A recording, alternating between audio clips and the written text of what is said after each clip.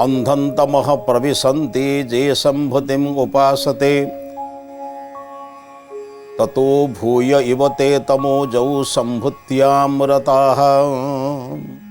हे प्रभु, जो माने निज व्यतीत संसार अन्य काहारी कथा चिंतन करती नाही से माने भी स्वार्थवशत परार्थर चिंतन न करिथिबारु विनाश को प्राप्त होती। जो माने निजको लक्ष्य न करी केवल परार्थ चिंतन रे केवल समाजर कल्याण किंतु निजर शरीर को रक्षा करती नाही बा निजर हितचिंतन करती नाही से माने मध्य यथार्थ सफलता पाई पारंती नाही। जो माने निजको रक्षा करने सहित समाजर कार्य करती से माने ही सफल होती। एमती प्रेरणा एमती प्रचोदना दियंतु प्रभु, एतिकी प्रार्थना एतिकी निवेदन। उपनिषदर उपकथार आजिरे अध्याय को समस्त श्रोतामंडली को समस्त दर्शक बंधु मानक समस्त शुभेच्छु मानक मोर श्रद्धा सम्मान भक्ति निवेदन करुछि।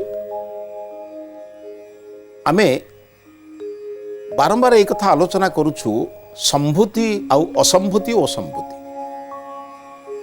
जेमिति अविद्या कहिले संसार विद्या, अविद्या मध्य विद्या नुहे कथा कुआ जाउनी, किंतु शरीर को रक्षा करिया पई जो विद्यार प्रयोग हुए, गृह निर्माण करिवा, सज्जिया खट खट पलंक तैयारी करिवा, गदी तकिया तैयारी करिवा, ये सब शरीर पाई। भोजन प्रस्तुत करिवा, भोजन प्रस्तुति पाई पात्र तैयारी करिवा, वो भोजन प्रस्तुति पाई विभिन्न प्रकार जो मसला आदि तैयारी कर, ये सब गुड़िक सिलाई करी वस्त्र पिंधिबा, ये सब ये भी गोटे गोटे विद्या। संगीत गोटे विद्या, जेमिति सिलाई करिबा गोटे विद्या, घर तैयारी करिबा गोटे विद्या, किंतु ये विद्या कहा पाई? शरीर पाई। ऋषिमुनि मानकर दृष्टि रे, आमर पूर्व परंपरार दृष्टि रे, वेदर दृष्टि रे, उपनिषद दृष्टि रे ताहाकु विद्या न कहि अविद्या कहउछन। ताकु ही कहा जाइछि संभूति विनाश, संभूति असंभूति। तार अर्थ असंभूति माने जो माने केवल व्यक्ति चिंतन, एकुटिया निजर कथा चिंतन करती। बहु लोक भावती मु सुखी रहिले समस्ते सुखी ही जिवे, संसार किए मला गला मोर से कथा चिंतन करिवार नाही। से उपनिषद ऋषि कहउचंती अंधन्तमः प्रविशन्ति जे असंभूति उपासते। जो माने संभूति रे, जो माने केवल व्यक्तिवाद रे रहंती से माने अनेक कष्ट पाते। कहीं ना व्यक्ति व्यतीत अन्य क्या चिंतन करते, निज आउ कहारी प्रति किसी कर्तव्य करती ना। जिते से कर्तव्य करूना अन्य माने तार विपद पड़ला बेले कहीं सहयोग करेंगे। कारण बुझा दरकार जी अन्य मान काम करे, अन्य माने ता प्रति निश्चित दरद करे। अवश्य समाज में सब लोक ना, किंतु किछि लोक तो निश्चित करेंगे ना, कहीं ना परर उपकार पाई, परर विपद बेले से ठिया हेबे नहीं। आम संसार समस्ते कृतज्ञ हेबेनि आज्ञा, किछि लोक तो भल लोक अच्छंती बोली संसार चली। आम आश्चर्य, ये बहुत लोक भावती मु अच्छी बोली संसार चली, मु चलीगले संसार चलो ना। एमती गोटे गोटे मिछ अहंकार, मुझे मिछ अहंकार ये कहूँ एटा प्रकृत सत्य। जीवन में अनेक लोक भावती मु व्यतीत समाज में किसी कार्य हो पार ना, मु ही सब करुच्ची। अहम करोमीति वृथाभिमान स्वकर्म सूत्रे ग्रथितो हि लोकः। अनेक लोक करती मु ये कार्य करुच्ची बोली, अनेक लोक विचार करती स्वकर्म सूत्रे ग्रथितो हि लोक। निजर कर्म क्षेत्र से माने ग्रसित हुअन्ति। एटु विचार करबा दरकार।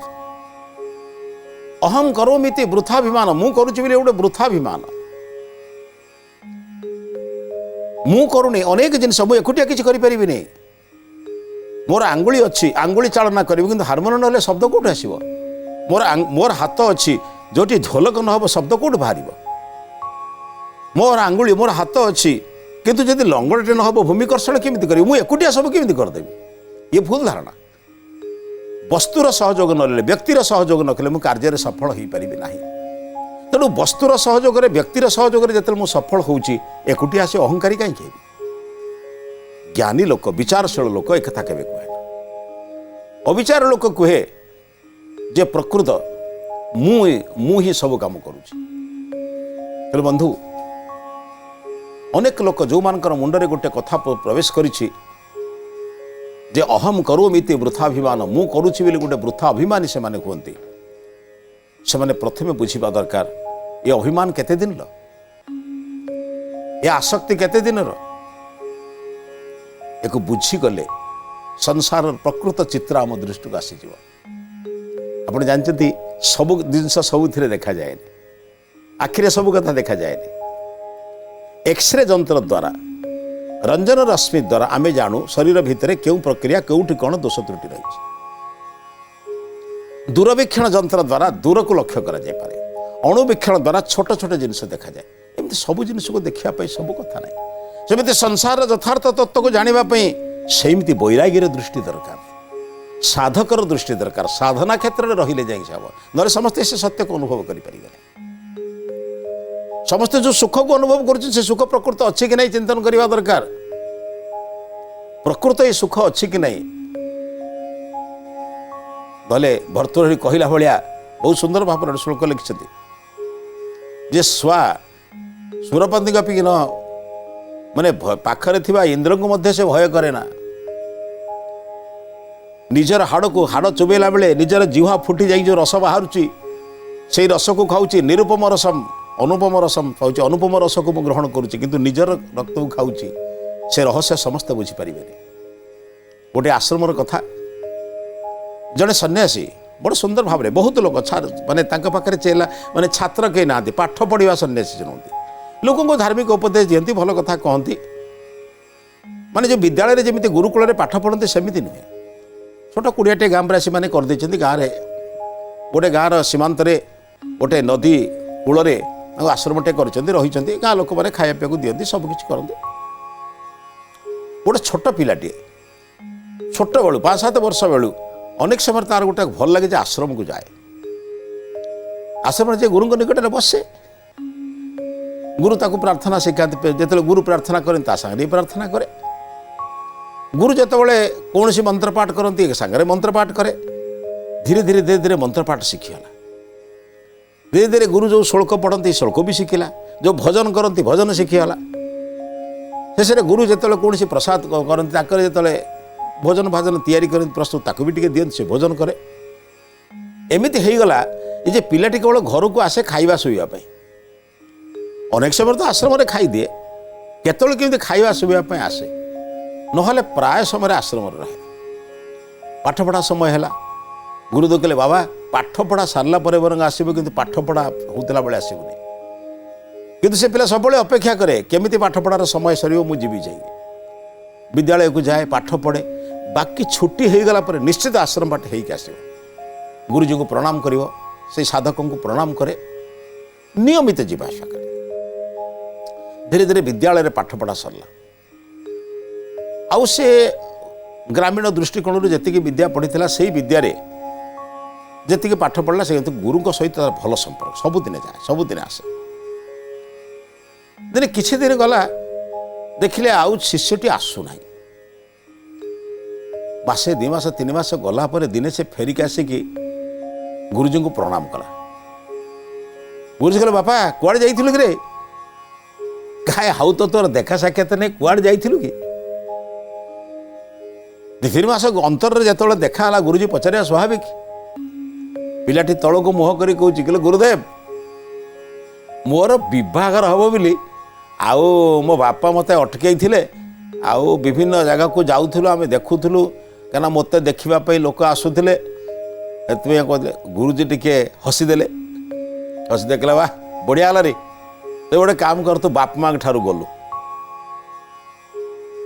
से बुझीपारे बाप माँ ठारू गलु कौन कहले गुरुजी कौन कहले भाविक आउ ये गुरुत्व देने एमती नियमित किसी दिन आसला आसला पुणी 2 मास 3 मास पर देखला बेलू आउ आइलानी मासे 2 मास आसलानी ଏ ତ ନହେଲା ପୁଣି 2-3 ମାସ ପରେ ଆସିଲା ପରେ ଗୁରୁଜୀ ପଚାରିଲେ କିରେ ଫେର କ'ଣ ହେଲା? ନା ଆଜ୍ଞା ମୋର ପା ବିବାହର ହେଇଗଲା।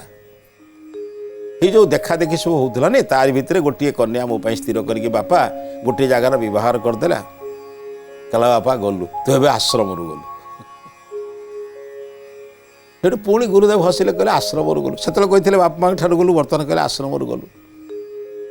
ଏମିତି କିଛି ଦିନ ଆଇଲା, ଆସେ ବସେ, ନିଜର ସ୍ତ୍ରୀ ଛୁଆ ପିଲା ଭଲ ମନ୍ଦ କଥା କହେ। ଗୁରୁଙ୍କୁ ଗୋଟିଏ କଥା କୁହେ, ଆଜ୍ଞା ଆପଣ ଜାଣିନାହାନ୍ତି ଆଜ୍ଞା ବାପା ମାଙ୍କର ମୁଁ ଗୋଟିଏ ବୋଲି ପୁଅ। ମୋ ମା ମୋତେ ନ ଦେଖିଲେ ଏବେ ପର୍ଯ୍ୟନ୍ତ ନ ଦେଖିଲେ ଖାଇବନି।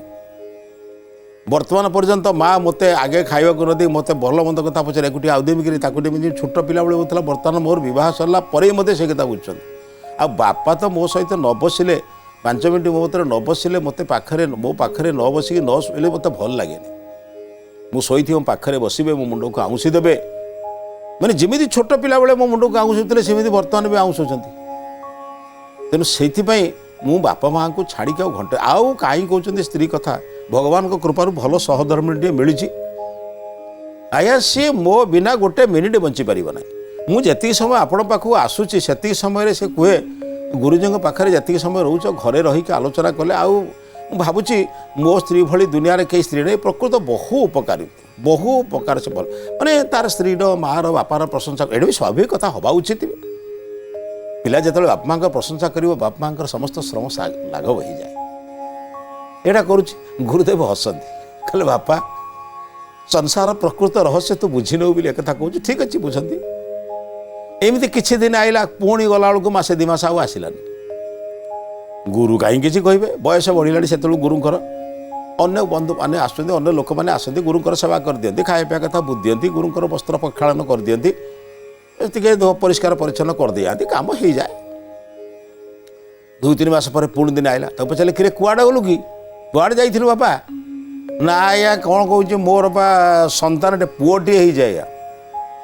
ଏଇ 1-2 ମାସ ହେଲା ପୁଅଟିଏ ହେଇଛି ଭାଇ, ଯେ ପୁଅଟିଏ ହେଲା ତ ଏଥିପାଇଁ 1-2 ମାସ ମୁଁ ଆସିପାରିଲି ଆପଣଙ୍କ ପାଖକୁ। ଆଉ ଏଠୁ ସଙ୍ଗେ ସଙ୍ଗେ କହିଲେ ବାବା ପୁନର୍ଜନ୍ମରୁ ଗଲୁ। ସେଠୁ ଆଉ ସମ୍ଭାଳି ପାରିଲାନି, ପଚାରିଲେ କହିଲେ ଆଜ୍ଞା ଆପଣ ପିଲାଟି ବେଳେ ମୋତେ କହିଥିଲେ ବାପା ମାଙ୍କ ଠାରୁ ଗଲୁ, ତାପରେ କହିଲେ ଆଶ୍ରମରୁ ଗଲୁ, ଏବେ କ'ଣ କହିଲେଣି ପୁନର୍ଜନ୍ମରୁ ଗଲୁ। କ'ଣ ଆଜ୍ଞା ମୋତେ ବୁଝାନ୍ତୁ ଆଜି। ଆଉ କହିଲେ ନାଇଁରେ ସେମିତି ଗୋଟେ କହିଦେଲି। ଆଉ କହିଲେ ନାଇଁ ଆଜ୍ଞା ଆପଣ କ'ଣ ସେମିତି ଅର୍ଥହୀନ କଥା କେବେ କହନ୍ତି, ଆପଣ ନିଶ୍ଚିତ କିଛି ଗୋଟେ ପ୍ରକୃତ ସାର୍ଥକ କଥା କହିଥିବେ ନା, ଆପଣ ଟିକେ କହୁନାହାନ୍ତି କ'ଣ କହିଲେ। କହିଲେ ନାଇଁରେ ବାବା ସେମିତି ନାହିଁ। ଏଥିରେ ଅତି ଜିଦ୍ଦି କଲା ଗୁରୁ। କହିଲେ ତୁ ଯେଉଁଦିନ ବିବାହ କଥା ମୋତେ କହିଲୁ ମୁଁ କ'ଣ କହିଲି, ବାପା ମାଙ୍କ ଠାରୁ ଗଲୁ। ଅର୍ଥ ତୋର ଦାୟିତ୍ୱ ବୁଝିବା ପାଇଁ ଆଉ ଜଣେ ଆସିଗଲା, ବାପା ମା ବି ଟିକେ ଶିଥିଳ ହେଇଯିବେ, ଆଉ ତୁ ବି ବାପା ମାଆଙ୍କୁ ଯେତିକି ଭକ୍ତି କରୁଥିଲୁ କମିଯିବ ବର୍ତ୍ତମାନ, ସେଥିପାଇଁ କହିଲେ ବାପା ମାଙ୍କ ଠାରୁ ଗଲୁ ପରୀକ୍ଷା କରୁ। କହିଲେ ନାଇଁ ଆଜ୍ଞା ମୋ ବାପା ମାଆଙ୍କୁ ଛାଡ଼ିକି ମୁଁ ଗୋଟେ ମିନିଟ୍ ରହିପାରିବିନି, ଆଉ ବାପା ମା ମୋତେ ଛାଡ଼ି ଗୋଟେ ମିନିଟ୍ ରହିପାରିବିନି, ମରିଯିବ ବରଂ ମୋତେ ଛାଡ଼ିକି ସେ ରହିପାରିବେନି। ଗୁରୁ ହସ୍ତାନ୍ତି। କହିଲେ ଦିନେ ମୁଁ ତୋତେ କହିଥିଲି ବିବାହ ହେଇସାରିଲା ପରେ କହିଥିଲି ଆଶ୍ରମରୁ ଗଲୁ, ତୁ ଆଉ ଯେମିତି ଆଶ୍ରମକୁ ଆସୁଥିଲୁ, ଯେମିତି ଭଲ ମନ୍ଦ ବସୁଥିଲୁ ଏଠି ଭାଗବତ ପଢ଼ୁଥିଲୁ, ରାମାୟଣ ପଢ଼ୁଥିଲୁ, ବେଦ ପଢ଼ୁଥିଲୁ, ଉପନିଷଦ ପଢ଼ୁଥିଲୁ, ଆଉ ସେ କଥା ରହିବନି, ମନ୍ତ୍ର ଭୁଲିଯିବୁନି, ଆଉ କିଏ ଆଶ୍ରମ କଥା ବୁଝିବି ରେ, ତୁ ଏବେ ତୋର ପତ୍ନୀ ପୁତ୍ର କଥା ବୁଝିବୁ। ସେଥିପାଇଁ ମୁଁ ତୋତେ କହିଲି। ଆଉ ଆଜି ଯେଉଁ କହିଲି ସନ୍ତାନ ହେଇସାରିଲା ପରେ କହିଲି ପୁନର୍ଜନ୍ମରୁ ଗଲୁ, କାହିଁକି? କାହିଁକିନା ତୁ ଯେଭଳି ଆସକ୍ତି ହେଇଗଲୁ, ମୁଁ ଦେଖିଲି କେବଳ ସେ ପୁଅକୁ ମଣିଷ କରିବା ପାଇଁ ପାଠ ପଢ଼ିବା ପାଇଁ, ସେଇଥିରେ ହିଁ ଲାଗିବ, ଆଉ କିଛି କରିପାରିବୁନି। କହିଲେ ଆଜ୍ଞା ସେ କଥା କୁହନ୍ତୁ ନାହିଁ, ମୋର ମାନେ ପୃଥିବୀରେ ଏମିତି ବାପା ମା ନାହାନ୍ତି ମୋ ବିନା ଗୋଟେ ମିନିଟ୍ ବଞ୍ଚିପାରିବେନି। ଆଉ ସ୍ତ୍ରୀ କଥା କୁହନ୍ତୁ ରେ, ସେ ମୋତେ ବହୁତ ଭଲ ପାଏ, ମୁଁ ବି ତାକୁ ବହୁତ ଭଲ, ମାନେ ପତି ପତ୍ନୀ ଭିତରେ ଯେଉଁ ସମ୍ପର୍କକୁ ଅତି ନିବିଡ଼ ଭାବରେ ଗୁରୁଙ୍କ ପାଖରେ କହିଲା। ଗୁରୁ କହିଲେ ବାପା ଏଗୁଡ଼ାକ ମୋତେ ବୁଝାନା, ମୁଁ ସଂସାର ପ୍ରକୃତ ରହସ୍ୟକୁ ବୁଝି, ଏଗୁଡ଼ା ସବୁ ମିଥ୍ୟା। କହିଲେ ନାଇଁ ଆଜ୍ଞା ମିଥ୍ୟା ନୁହେଁ। କହିଲେ ମୁଁ କହୁଛି ବା ମିଥ୍ୟା। କହିଲେ ବାପା ମୁଁ କେତେ ପିତାମାତା ଦେଖିଛି, କେତେ ପୁତ୍ର କନ୍ୟା ଦେଖିଛି, କେତେ ସ୍ୱାମୀ ସ୍ତ୍ରୀ ଦେଖିଛି, ପରିବାର ଦେଖିଛି, ସବୁ କେବଳ କହିବା ଭିତରେ କଥା। ବାବା କେହି କାହା ପାଇଁ ମରିଯିବେନି, କେହି କାହା ପାଇଁ। କହିଲେ ଆପଣ ଜାଣିନାହାନ୍ତି ଆଜ୍ଞା, ଯଦି ଈଶ୍ୱରଙ୍କ କୃପାରୁ ମୋର କିଛି ହେଇଯାଏ, ମୋର ବାପା ମା ସ୍ତ୍ରୀ କେହି ବଞ୍ଚିବେନି ଆଜ୍ଞା, ଭଗବାନ କରନ୍ତୁ ସେମାନେ ଆଗରେ ବରଂ ଚାଲିଯାଆନ୍ତୁ, ମୁଁ ପଛରେ ଯାଏ। ବହୁତ କଥା କହିଲା। ଯେତେବେଳେ ଗୁରୁ କହିଲେ ବାପା ସେଗୁଡ଼ା ମୋତେ ବୁଝାନା। କହିଲେ ଆପଣ ତ ମାନିବେନି ଆଜ୍ଞା। କହିଲେ ମାନିବେନି, ମୁଁ ପରୀକ୍ଷା କରି କହିବି ତୋତେ, ମାନିବେନି କହିବେ, ଦେଖିବା ପରୀକ୍ଷା କରିବା ସେ କଥା। କହିଲେ ଆଜ୍ଞା ପରୀକ୍ଷା କରନ୍ତୁ। କହିଲେ ଦେଖ ବାପା ତୁ ଯେତେବେଳେ ପ୍ରଥମେ ମୋ ପାଖକୁ ଆସୁଥିଲୁ, ମୁଁ ତୋତେ ବିଭିନ୍ନ ପ୍ରକାର ପ୍ରାଣାୟାମ ଭିତରେ ଗୋଟେ ଶୀତଳୀ ପ୍ରାଣାୟାମ ଶିଖେଇଥିଲି ନା? ନା ହଁ ଆଜ୍ଞା ଗୁରୁଦେବ ମୋର ମନେ ଅଛି।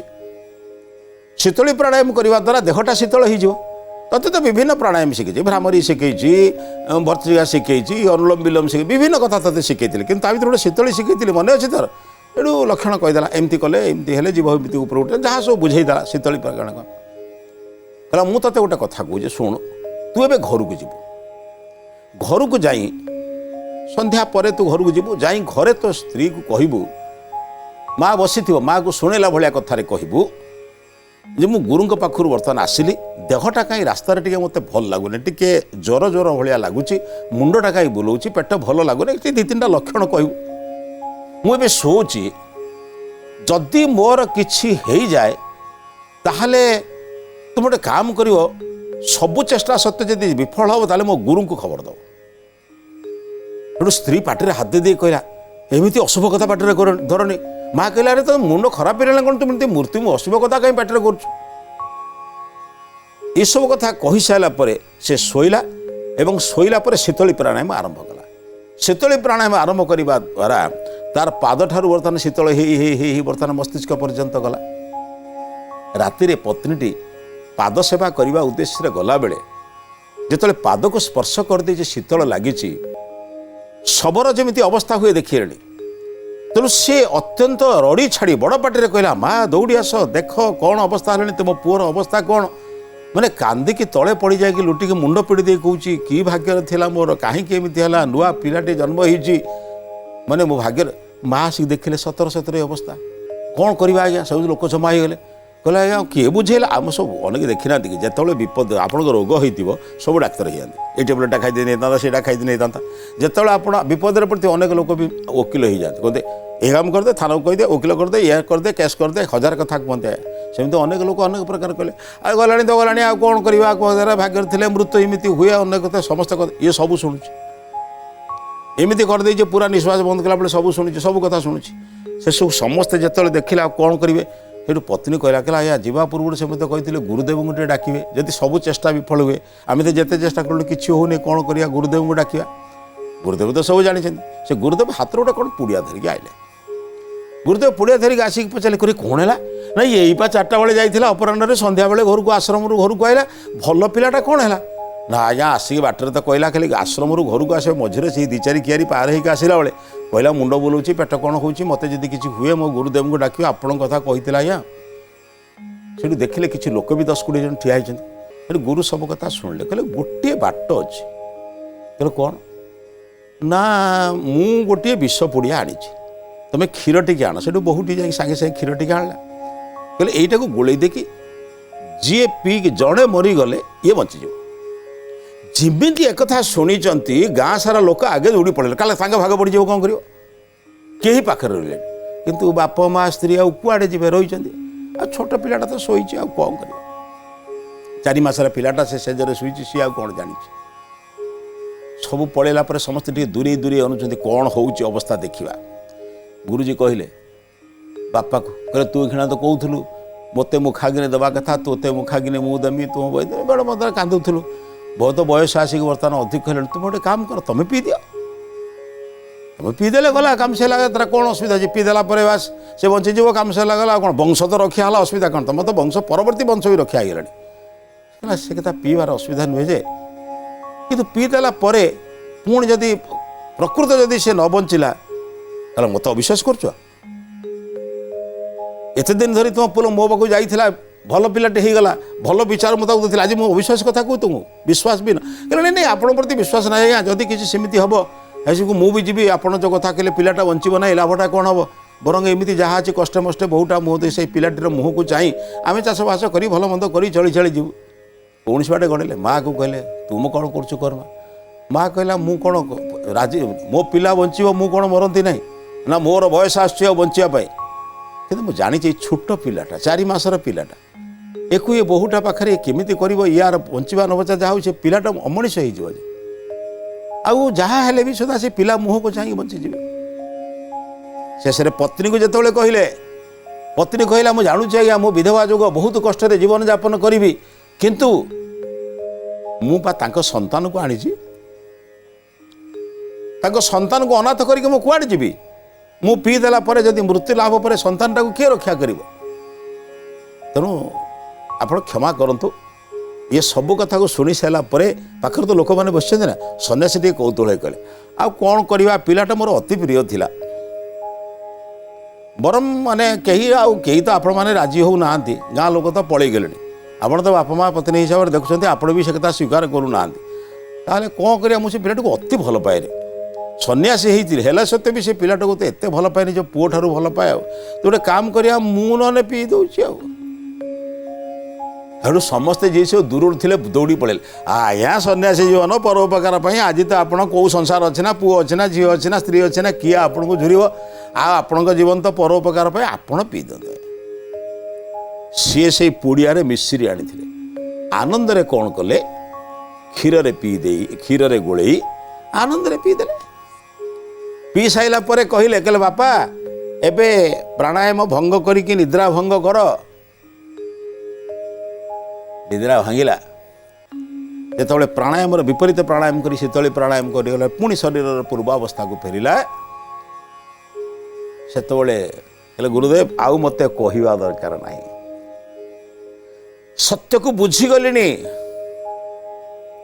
मु एक आपको केबे कहूनी कौन वेद वेदांत शास्त्र केबे कही नहीं गृहस्थ जीवन में दायित्व बुझीबनी धन आहरण करना परिवार कथा बुझे कथा कौटी कहुई बरंग वेद वेदांत कहुई वयं श्याम पतय रहीणाम मते धनर मालिक कर दियो आ स्मृति शास्त्र कहुई गृहस्थ जीवन सबुठ श्रेष्ठ जीवन किंतु बंधु गृहस्थ जीवन श्रेष्ठ जीवन केतबले जेतबले त्यागपूर्वक भोग कर ब्रह्मचर्य आश्रम रे त्याग शिखिल गृहस्थ जीवन में प्रयोग कर तापर वानप्रस्थ जीवन में त्याग कर सन्यास जीवन में संसार उपकार कर ताहले सब ठीक से कहले संभूति और विनाश व्यक्तिवाद और समूहवाद संभूति असंभूति ये दुईट को समन्वय कर जीवा द्वारा जीवन परिवर्तन हो जाए।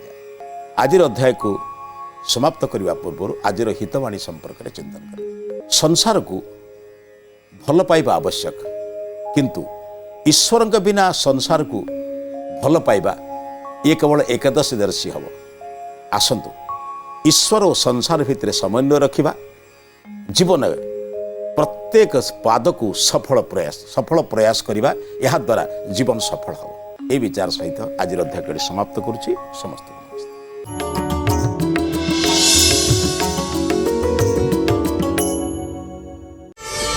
प्रार्थना आम आनंदर उत्स।